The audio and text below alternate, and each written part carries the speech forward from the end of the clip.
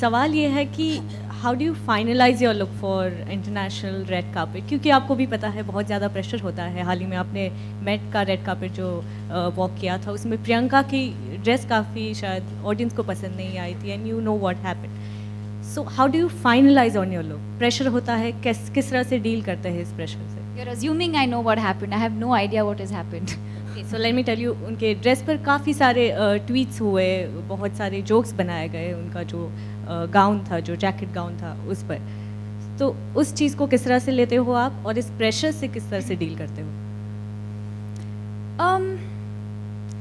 I think I've always looked at everything as an opportunity and what you make of those opportunities.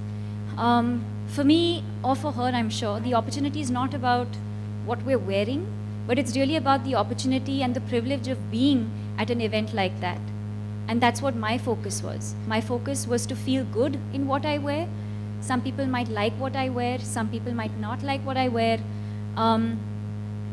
But I think the intention is always to have fun, whether it's with what you're wearing or the event that you're going to or the people that you're going to meet, because those are the memories that last forever.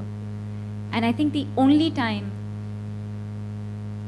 well, I can't speak for her, but the only time that I would truly be concerned about what I wear is if my mother gave me flack for something that I wore, or if my girlfriends gave me flack for something that I wore. I think that's the only time I would probably allow any sort of comment to even enter my life.